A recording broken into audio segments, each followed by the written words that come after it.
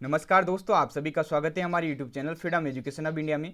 तो दोस्तों, ये वीडियो उन विद्यार्थियों के लिए काफ़ी महत्वपूर्ण है जो आगामी पीटीटी परीक्षा 2020 में सम्मिलित होने वाले हैं, जिसका आयोजन 16 सितंबर को किया जाएगा। दोस्तों, उन्हीं विद्यार्थियों के लिए दोस्तों इस वीडियो के माध्यम से इंडिया जीके के क्वेश्चन कवर करवाए जा रहे हैं।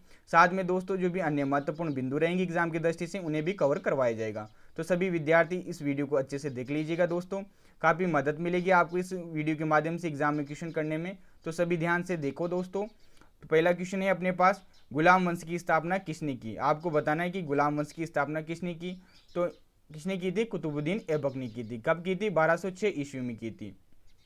जो अपने पास दिल्ली सल्तनत का काल आता है दोस्तों, उसमें जो पहला वंश आता है वो गुलाम वंश आता है। ठीक है, तो उसी गुलाम वंश की जो स्थापना की थी कुतुबुद्दीन ऐबक ने की थी। ये क्वेश्चन आपके एग्जाम में पूछा जा सकता है। ठीक है, इसके अलावा दोस्तों और क्या फैक्ट है कुतुबुद्दीन ऐबक के बारे में, तो आपको पता होगा दोस्तों, जो अजमेर में यानी कि जो अपने राजस्थान का अजमेर जिला है उसी वहाँ पर ही 2.5 दिन का जो झोपड़ा बनवाया था वो कुतुबुद्दीन ऐबक ने ही बनवाया था।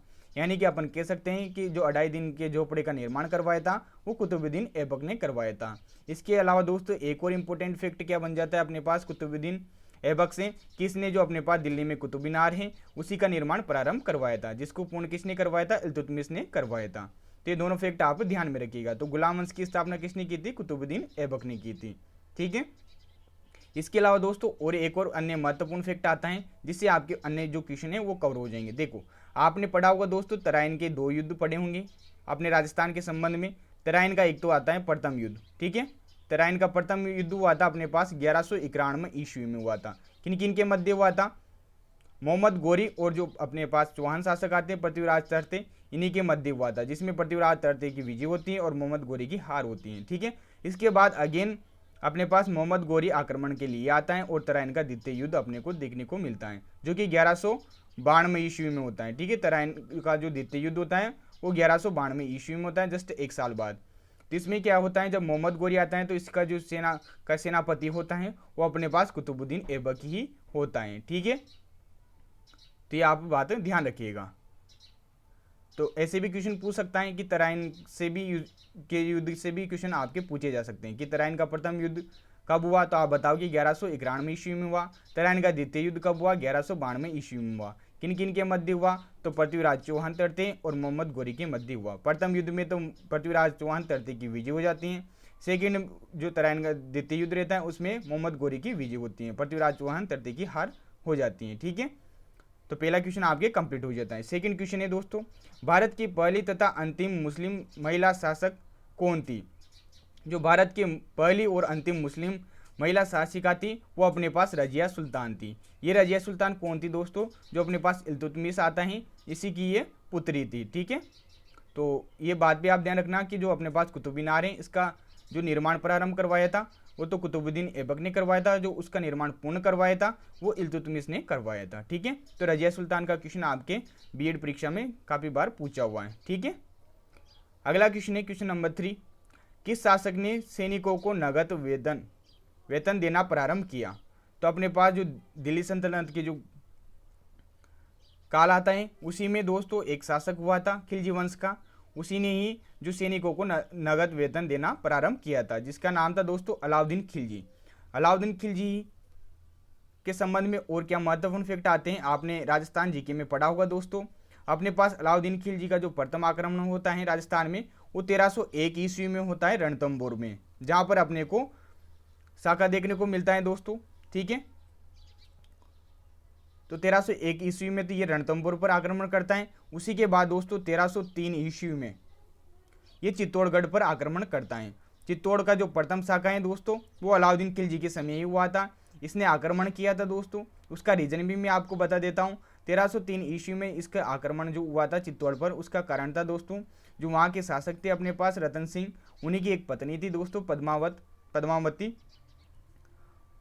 उसी को पाने की चाह में दोस्तों अलाउद्दीन खिलजी ने चित्तौड़ पर 1303 ईस्वी में आक्रमण किया था, जिसे अपन चित्तौड़ का प्रथम शाखा के नाम से जाना जाता है। ठीक है, तो ये अलाउद्दीन खिलजी से संबंधित 2 महत्वपूर्ण फैक्ट थे। अगला क्वेश्चन देखो, क्वेश्चन नंबर 4, आपको पता होगा दोस्तों एक ग्रंथ आता है दोस्तों पद्मावत। ठीक है, तो पद्मावत के जो रचनाकार हैं या इस ग्रंथ के जो लेखक हैं वो कौन है दोस्तों, उसका नाम आप याद रखना, पूछा जा सकता है। इस ग्रंथ की रचना हुई थी दोस्तों 1540 ईस्वी के समथिंग हुई थी, ठीक है।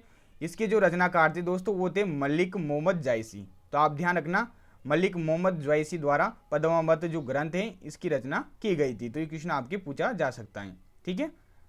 अगला क्वेश्चन है क्वेश्चन नंबर 4, दिल्ली में किस शासक ने तुगलक वंश की स्थापना 1320 ईस्वी में की थी। जो अपने पास तुगलक वंश आता है दोस्तों, इसकी जो स्थापना की थी वो गयासुद्दीन तुगलक शाह गाजी ने की थी। इसका जो पूरा नाम है दोस्तों गयासुद्दीन का, वो है गयासुद्दीन तुगलक शाह गाजी, ठीक है। इसका मूल नाम तो था दोस्तों शाह गाजी, परंतु जब तुगलक वंश की स्थापना कर देता है तो उसके बाद इसका जो पूरा नाम हो जाता है वो क्या हो जाता है, गयासुद्दीन तुगलक शाह गाजी, ठीक है। तो आप ध्यान रखिएगा, दिल्ली में जो तुगलक वंश की स्थापना की थी वो गयासुद्दीन तुगलक ने की थी। अपने पास दिल्ली सल्तनत में अपन पढ़ते हैं, पहला जो वंश आता है अपने पास वो आता है दोस्तों गुलाम वंश, ठीक है। उसके बाद आता है दोस्तों खिलजी वंश। तो ये क्रम भी आप ध्यान रखना, कौन कौन से वंश आते हैं उसके अंतर्गत, दिल्ली सल्तनत के अंतर्गत इनका क्रम भी पूछा जा सकता है। तो सबसे पहला क्रम आता है गुलाम वंश, दूसरा आता है खिलजी वंश, तीसरा आता है अपने पास तुगलक वंश, ठीक है। चौथा आता है दोस्तों सैयद वंश और अंतिम आता है दोस्तों लोधी वंश, ठीक है। तो ये 5 वंश थे दोस्तों, इनका क्रम आप ध्यान रखिएगा। एक बार वो रिपीट कर देता हूँ, गुलाम वंश, खिलजी वंश, तुगलक वंश, सैयद वंश, लोधी वंश, ठीक है। अगला क्वेश्चन देखो, क्वेश्चन नंबर 5, किस शासक ने 1506 ईस्वी में आगरा नगर का निर्माण करवाया था। जो अपने पास आगरा नगर है इसका निर्माण किसने करवाया था दोस्तों 1506 ईस्वी में, यानी कि आगरा जो शहर है इसे किसने बसाया था। तो आप ध्यान रखना सिकंदर लोधी ने, जिसका मूल नाम था दोस्तों निजाम शाह था। लेकिन जब ये लोधी वंश की स्थापना हो जाती है उसके बाद इसका नाम सिकंदर लोधी हो जाता है, ठीक है। तो सिकंदर लोधी का मूल नाम पूछ ले तो आप बताओगे निजाम शाह, ठीक है। तो आगरा नगर की जो स्थापना की थी दोस्तों वो 1506 ईस्वी में सिकंदर लोधी ने की थी। तो आपके 5वें क्वेश्चन कंप्लीट हो जाता है। अब मैं आपको बता दूं कुछ अन्य जो महत्वपूर्ण फैक्ट हैं। जो अपने पास लोधी वंश है ये दिल्ली सल्तनत का अंतिम वंश था, ठीक है। तो इसी की जो लोधी वंश की जो स्थापना की थी दोस्तों, यानी कि इसका जो संस्थापक था वो बहलोल लोधी था, ठीक है। तो आप ध्यान रखना बहलोल लोधी, इसी ने दोस्तों लोधी वंश की स्थापना दिल्ली में की थी। अगला क्वेश्चन है क्वेश्चन नंबर 6, लोधी वंश का अंतिम शासक कौन था। तो जो लोधी वंश का अंतिम शासक था दोस्तों, ये क्वेश्चन घुमा के भी पूछ सकता है कि दिल्ली सल्तनत का अंतिम शासक कौन था, ऐसे क्वेश्चन पूछ ले, या फिर पूछ ले लोधी वंश का अंतिम शासक कौन था। तो आप बताओगे इब्राहिम लोधी, ठीक है।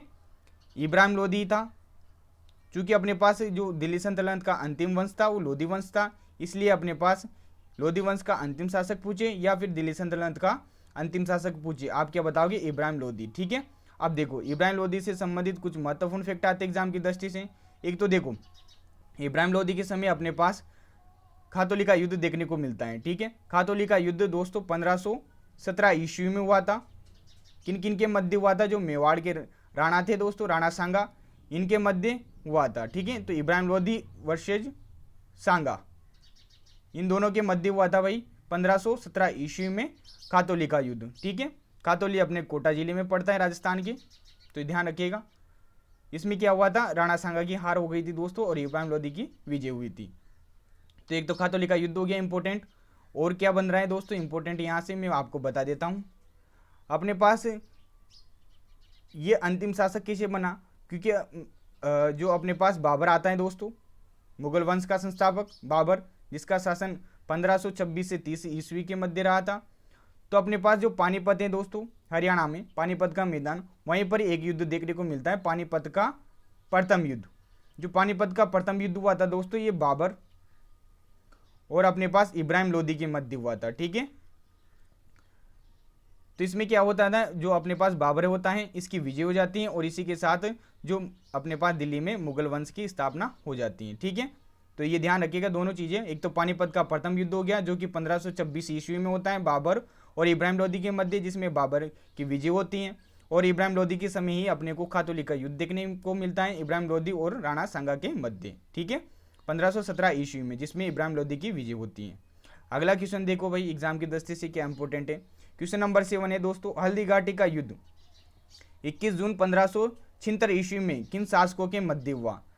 तो आपका आंसर रहेगा दोस्तों अकबर और महाराणा प्रताप। देखिए दोस्तों, ऑप्शन में अगर अकबर नहीं आए, अगर आ जाए नाम मान सिंह, तब भी वो सही हो जाएगा, क्योंकि अपने पास जो हल्दी घाटी का युद्ध हुआ था इसमें अकबर स्वयं नहीं आया था दोस्तों। अकबर ने जो इसका सेनापति था दोस्तों मान सिंह जयपुर नरेश, इसी को भेजा था दोस्तों। तो हल्दी घाटी का युद्ध अपने पास अकबर और महाराणा प्रताप के मध्य देखने को मिलता है। ठीक है, इस युद्ध का कोई निर्णय नहीं निकला दोस्तों, और इसकी डेट पूछ ली जाए तो आप बताओगे 21 जून 1576 ईस्वी में यह युद्ध लड़ा गया था। ठीक है, 8वां क्वेश्चन है दोस्तों, प्रसिद्ध संगीतज्ञ तानसेन का मूल नाम क्या था? जो अपने पास तानसेन था दोस्तों अकबर के नवरत्नों में से एक था। किसी का आपसे मूल नाम पूछ ले तो आप बताना दोस्तों रामतनु पांडे था। ठीक है, 9वां क्वेश्चन है, पानीपत का द्वितीय युद्ध कब हुआ? अब देखो, मैंने अभी बताया पानीपत का प्रथम युद्ध तो हुआ 1526 ईस्वी में बाबर और इब्राहिम लोदी के मध्य। इसी प्रकार जो पानीपत का द्वितीय युद्ध हुआ था ये 1556 ईस्वी में हुआ था दोस्तों अकबर और हेमू के मध्य। ठीक है, जिसमें अकबर की जीत होती है और हेमू की हार होती है। अगला क्वेश्चन है क्वेश्चन नंबर 10, किस मुगल शासक के दरबार में अंग्रेजी दूत सर टॉमस रो EIC का मतलब है दोस्तों ईस्ट इंडिया कंपनी द्वारा भारत में व्यापार करने की अनुमति हेतु 1616 ईस्वी में भारत आया था? यानी कि आपको बताना है कि जो ईस्ट इंडिया कंपनी द्वारा भारत में व्यापार करने की अनुमति के लिए कौन से मुगल दरबार में अंग्रेजी दूत सर टॉमस रो भारत आया था? तो अपने पास जो मुगल शासक हैं दोस्तों जहांगीर, यानी कि अकबर के बाद कौन आता है? जहांगीर आता है। तो जहांगीर के दरबार में ही सर टॉमस रो भारत आया था। ठीक है, तो ये भी इंपॉर्टेंट क्वेश्चन है, ध्यान रखिएगा। इसके अलावा दोस्तों जो जहांगीर के दरबार में सबसे पहले जो ईस्ट इंडिया कंपनी की तरफ से आया था जो व्यापार की परमिशन के लिए, वो विलियम्स हॉकिन आया था। ठीक है, विलियम्स हॉकिन, याद रखना नाम, ये आया था 1608 ईस्वी में आया था। उसी के बाद दोस्तों जो पूर्ण रूप से जो अनुमति मांगी थी, जो अनुमति ली थी, वो सर टॉमस रो ने ही ली थी जहांगीर से। ठीक है, अगला क्वेश्चन है क्वेश्चन नंबर 11, भारत में अंतिम मुगल शासक कौन था जिसने भारत के प्रथम स्वतंत्रता संग्राम यानी कि 1857 की क्रांति में भाग लिया था? आपको बताना है कि भारत में अंतिम मुगल शासक कौन था जिसने 1857 की क्रांति में भाग लिया था? तो वो थे दोस्तों बहादुर शाह जफर द्वितीय। ठीक है, बहादुर शाह जफर द्वितीय ने ही 1857 की क्रांति में अपने भारत का नेतृत्व किया था दोस्तों दिल्ली से। तो ये ध्यान रखना, और ये अंतिम मुगल शासक थे। अगला क्वेश्चन देखिए दोस्तों, क्वेश्चन नंबर 12 है, पुरंदर की संधि जून 1665 ईस्वी में किन दो शासकों के मध्य हुई थी? जो पुरंदर की संधि हुई थी दोस्तों 1665 ईस्वी में हुई थी, ये किन शासकों के मध्य हुई थी? तो आप बताओगे दोस्तों शिवाजी और मिर्जा राजा जयसिंह के। जो जयपुर नरेश है मिर्जा राजा जयसिंह, और जो शिवाजी हैं दोस्तों छत्रपति शिवाजी, इनके मध्य हुई थी। ठीक है, और शिवाजी कौन थे दोस्तों? जो मराठा राज्य था दोस्तों, इसी की स्थापना शिवाजी ने की थी। ठीक है, अगला क्वेश्चन देखो क्वेश्चन नंबर 13, मुगल इतिहास को जानने का प्रमुख स्रोत अकबरनामा के लेखक कौन है? जो अकबरनामा पुस्तक है, जो ग्रंथ है दोस्तों, इसके लेखक है दोस्तों अबुल फजल। अबुल फजल का संबंध अपने राजस्थान के जो नागौर जिला है वहीं से है दोस्तों, नागौर में ही इनका जन्म हुआ था। तो आप ध्यान रखिएगा, जो अकबरनामा जो ग्रंथ है इसके लेखक अबुल फजल हैं। ठीक है, इनका संबंध पूछ ले राजस्थान के कौन से जिले से, तो आप बताओगे नागौर जिले से। इसके अलावा दोस्तों अकबरनामा का ही एक भाग है दोस्तों, ये 3 भागों में डिवाइड है दोस्तों। इसका तीसरा जो भाग है उसका नाम है दोस्तों आईने अकबरी। तो ऐसे क्वेश्चन आ जाए कि आईने अकबरी के लेखक कौन है, तब भी आप क्या बताओगे? अबुल फजल। ठीक है, अगला क्वेश्चन देखो क्वेश्चन नंबर 14, खालसा पंथ की स्थापना, जो खालसा पंथ हैं दोस्तों, की स्थापना किसने की थी? तो अपने पास जो सिखों के अंतिम वो 10वें गुरु थे गुरु गोविंद सिंह, इन्होंने ही की थी। ठीक है, तो ये क्वेश्चन आ जाए कि खालसा पंथ की स्थापना किसने की थी, तो आप बताओगे गुरु गोविंद सिंह ने की थी। क्वेश्चन नंबर 15 है दोस्तों, अमृतसर में स्वर्ण मंदिर की स्थापना कौन से सिख गुरु ने करवाई? तो अपने पास जो अमृतसर हैं पंजाब में, यहाँ पर जो स्वर्ण मंदिर हैं इसकी स्थापना किसने की थी? तो जो अपने पास सिखों के 5वें गुरु आते हैं दोस्तों गुरु अर्जुन देव, इन्होंने ही की थी। ठीक है, इनके संबंध में और जो महत्वपूर्ण फैक्ट आते हैं उनके देखिए आप। जो अपने पास गुरु अर्जुन देव हैं, इन्होंने ही लगभग 1604 ईस्वी के मध्य जो सिखों का आदि ग्रंथ कहा जाता है दोस्तों गुरु ग्रंथ साहिब, ठीक है, इसी का संकलन किया था। तो आपसे ऐसे भी पूछ ले कि गुरु ग्रंथ साहिब का संकलन किसने करा था, तो आप भी बताओगे कि गुरु अर्जुन देव ने ही करा था, ठीक है। इसके अलावा दोस्तों जो सिख धर्म की संस्थापक हैं या स्थापना की थी वो किसने की थी दोस्तों, अपने पास ये की थी गुरु नानक जी ने, ठीक है, जो प्रथम गुरु थे दोस्तों सिखों के, इन्होंने ही अपने पास सिख धर्म की स्थापना की थी, या फिर आप कह सकते हो सिख धर्म के संस्थापक थे, ठीक है। सिखों में ही दोस्तों जो गुरु थे उन्हीं में ही अपने पास छोटे गुरु आते हैं दोस्तों, जिनका नाम था दोस्तों गुरु रामदास। ये गुरु रामदास थे। इन्होंने क्या किया था दोस्तों, अमृतसर में तो देखो स्वर्ण मंदिर का निर्माण तो किसने करवाया, गुरु अर्जुन देव ने, लेकिन जो अमृतसर नगर है इसकी जो स्थापना की थी दोस्तों, जो अमृतसर नगर है ये बसाया था अपने पास गुरु रामदास ने, जो कि सिखों के चौथे गुरु थे, ठीक है। ये फैक्ट भी आप ध्यान रखिएगा। अगला क्वेश्चन देखिए दोस्तों, अगला क्वेश्चन है क्वेश्चन नंबर 16, वैदिक साहित्य में सबसे महत्वपूर्ण और प्राचीन वेद कौन सा है। जो अपने पास वैदिक साहित्य आते हैं जिनमें अपन 4 वेदों का अध्ययन करते हैं, उन्हीं में जो सबसे महत्वपूर्ण और प्राचीन जो वेद हैं वो ऋग्वेद हैं, ठीक है। ऋग्वेद में अपने को 10 मंडल देखने को मिलते हैं और इसमें टोटल 1028 सूक्त हैं, ठीक है। और जो गायत्री मंत्र हैं दोस्तों वो भी अपने पास ऋग्वेद से लिया गया है, ठीक है, जिसका संबंध तीसरे मंडल से है। तो आप ध्यान रखिएगा गायत्री मंत्र का जो संबंध है वो अपने पास ऋग्वेद से है। और सबसे प्राचीन वेद आपसे पूछ लिया जाए एग्जाम में तो आप बताओगे ऋग्वेद, ठीक है। अगला क्वेश्चन है क्वेश्चन नंबर 17, भारतीय संगीत की उत्पत्ति किस वेद से मानी जाती है। जो भारतीय संगीत की उत्पत्ति मानी जाती है वो अपने पास जो वेद आता है सोमवेद, इससे मानी जाती है, ठीक है। तो ये क्वेश्चन भी एग्जाम में आया हुआ है तो ध्यान रखिएगा। अगला क्वेश्चन है क्वेश्चन नंबर 18, किस वेद में जादू टोने, तंत्र मंत्र, बीमारियों को दूर करने वाले मंत्र, छंदों का प्रयोग हुआ है। यानी कि जादू टोने, तंत्र मंत्र, बीमारियों को दूर करने के लिए जो वेद जाना जाता है वो है अपने पास अर्थववेद, ठीक है। अर्थववेद में ही दोस्तों अपने पास जो जादू टोने हैं, तंत्र मंत्र हैं, इनके छंदों का प्रयोग किया गया है, ठीक है। अगला क्वेश्चन है क्वेश्चन नंबर 19, किस वेद में यज्ञ के समय बोले जाने वाले मंत्रों एवं नियमों का उल्लेख है। तो अपने पास जो यज्ञ के समय बोले जाने वाले मंत्रों और नियमों का उल्लेख मिलता है ये यजुर्वेद में मिलता है, ठीक है, यजुर्वेद। तो ये वेदों से संबंधित 4 क्वेश्चन थे, इन्हें आप ध्यान रखिएगा, यहाँ से क्वेश्चन आ सकता है आपके। अगला क्वेश्चन है क्वेश्चन नंबर 20, किस ग्रंथ में 16 महाजनपदों का उल्लेख मिलता है। जो अपने पास प्राचीन काल में, प्राचीन इतिहास में अपन पढ़ते हैं दोस्तों महाजनपद काल, तो उन्हीं में दोस्तों अपन पढ़ते हैं 16 महाजनपदों का अध्ययन करते हैं। तो उन्हीं का जो वर्णन मिलता है वो कौन से ग्रंथ में मिलता है ये आपको बताना है। तो आप बताओगे दोस्तों अंगुत्तर निकाय, जो कि एक बौद्ध ग्रंथ है दोस्तों अंगुत्तर निकाय, इसी में अपने को 16 महाजनपदों का उल्लेख देखने को मिलता है। अगला क्वेश्चन है दोस्तों क्वेश्चन नंबर 21 है, भारत में प्रथम बौद्ध संगीति का आयोजन 483 ईसा पूर्व में किस शासक के समय हुआ था। जो अपने पास बौद्ध धर्म है दोस्तों उसमें 4 बौद्ध संगीतियाँ देखने को मिलती हैं। प्रथम जो बौद्ध संगीति है दोस्तों उसका आयोजन 483 ईसा पूर्व में जो हुआ था ये अजातशत्रु के समय हुआ था। अजातशत्रु दोस्तों मगध साम्राज्य में अपने पास जो हरेक वंश आता है उसी का शासक था दोस्तों, ठीक है। जो द्वितीय बौद्ध संगीति हुई थी दोस्तों वो 383 ईसा पूर्व में हुई थी, ठीक है, 383 ईसा पूर्व में हुई थी कालाशोक के समय। जो कालाशोक था दोस्तों ये शिशुनाग वंश का संस्थापक था। इसी प्रकार तृतीय बौद्ध संगीति का आप ध्यान रखना, जो तृतीय बौद्ध संगीति हुई थी ये हुई थी 251 ईसा पूर्व में हुई थी, ठीक है। और जो तृतीय बौद्ध संगीति हुई थी अपने पास जो मौर्य शासक आता है दोस्तों अशोक, सम्राट अशोक, इसी के समय हुई थी, ठीक है। इसी प्रकार चतुर्थ बौद्ध संगीति के बारे में आपको बता दूं, जो चतुर्थ बौद्ध संगीति है इसका आयोजन प्रथम सदी के आसपास किया गया था दोस्तों। जो अपने पास कुषाण शासक आता है दोस्तों कनिष्क, नाम याद रखना कनिष्क, इसके समय हुई थी दोस्तों चतुर्थ बौद्ध संगीति, ठीक है। ये कुषाण शासक था दोस्तों। और कनिष्क ही ऐसा प्रथम भारतीय शासक था दोस्तों जिसने भारत में सोने के सिक्के चलाए थे, ठीक है। तो ये सभी फैक्ट आप ध्यान रखिएगा। तो एक बार और रिपीट कर देता हूँ चारों बौद्ध संगीतियों का। प्रथम बौद्ध संगीति का आयोजन तो हुआ है दोस्तों अजातशत्रु के समय, द्वितीय का हुआ है दोस्तों कालाशोक के समय, तृतीय का हुआ है दोस्तों अशोक के समय और चतुर्थ का हुआ है कनिष्क के समय, ठीक है। अगला क्वेश्चन है क्वेश्चन नंबर 22, अर्थशास्त्र के लेखक है। जो अपने पास ग्रंथ आता है अर्थशास्त्र, इसके कौन लेखक थे, कौटिल्य। कौटिल्य को अन्य नाम किससे जाना जाता है, चाणक्य, ठीक है, जो कि चंद्रगुप्त मौर्य के दरबार में थे, उन्हीं के प्रधानमंत्री थे दोस्तों।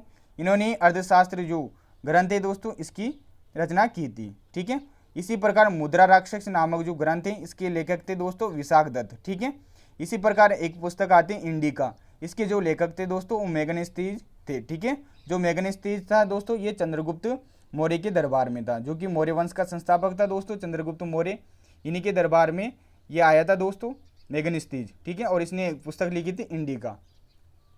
तो ये तीनों पुस्तकें इंपॉर्टेंट है, ध्यान में रखिएगा।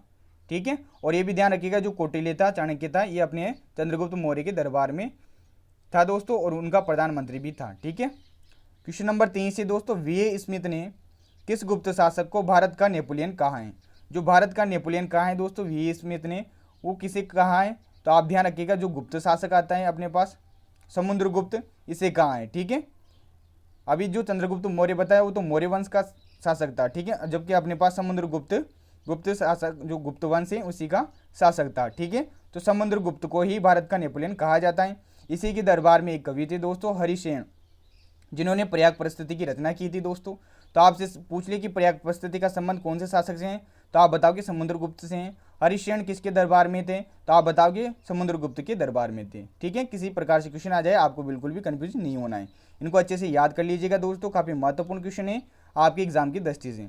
अगला क्वेश्चन है दोस्तों, किस शासक के समय चीनी यात्री फायान भारत आया था? तो जो फायान था चीनी यात्री, ये अपने पास चंद्रगुप्त द्वितीय के समय भारत आया था। जो चंद्रगुप्त द्वितीय था दोस्तों ये भी अपने पास गुप्त शासक था, जिसने दोस्तों विक्रमादित्य की उपाधि धारण की थी। ठीक है, तो विक्रमादित्य की जो उपाधि धारण की थी वो अपने पास चंद्रगुप्त द्वितीय ने की थी। तो इसे भी क्वेश्चन पूछा जा सकता है। ठीक है, जो चीनी यात्री फायान है इसका जो ग्रंथ था दोस्तों, इसने जो अपना यात्रा वृतांत लिखा था ये फा को की यानी कि फा को की नामक नाम से लिखा था। ठीक है, तो इसे भी क्वेश्चन पूछ सकता है कि फा को की ग्रंथ किसका है, तो आप बताओगे चीनी यात्री फायान का। ठीक है, अगला क्वेश्चन है क्वेश्चन नंबर 25, अंतिम गुप्त शासक का नाम क्या था? जो अपने पास गुप्त शासक आते हैं उनमें अंतिम गुप्त शासक कौन था, तो आप याद रखना विष्णुगुप्त था। ठीक है, तो इस वीडियो में मैंने आपको दोस्तों 25 क्वेश्चन क्लियर करवाए हैं। 25 क्वेश्चनों के साथ साथ जो भी अन्य क्वेश्चन थे आपके एग्जाम की दृष्टि से वो भी मैंने आपको बताए हैं। ठीक है, सभी क्वेश्चनों को अच्छे से आप लिख लीजिएगा ताकि आपको याद हो जाए दोस्तों। ये क्वेश्चन काफ़ी महत्वपूर्ण है आपकी एग्जाम की दृष्टि से। तो आशा करता हूँ सभी क्वेश्चन आपको अच्छे लगे होंगे दोस्तों।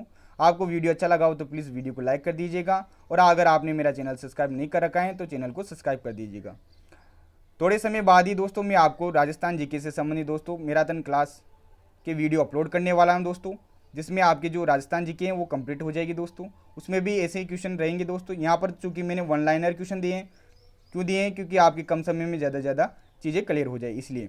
बाकी जो अगला वीडियो रहेगा वो बिल्कुल ऑब्जेक्टिव रहेगा दोस्तों, उसमें भी अपन साथ के साथ अन्य जो फैक्टर रहेंगे एग्जाम की दृष्टि से उन्हें कवर करेंगे। तो सभी उस वीडियो को भी जरूर ध्यान से देखिएगा, और इस वीडियो को अपने दोस्तों तक जरूर शेयर कीजिएगा ताकि उनकी भी हेल्प हो जाए। तो मिलते हैं अगले वीडियो में, तब तक के लिए धन्यवाद। जय हिंद, जय भारत।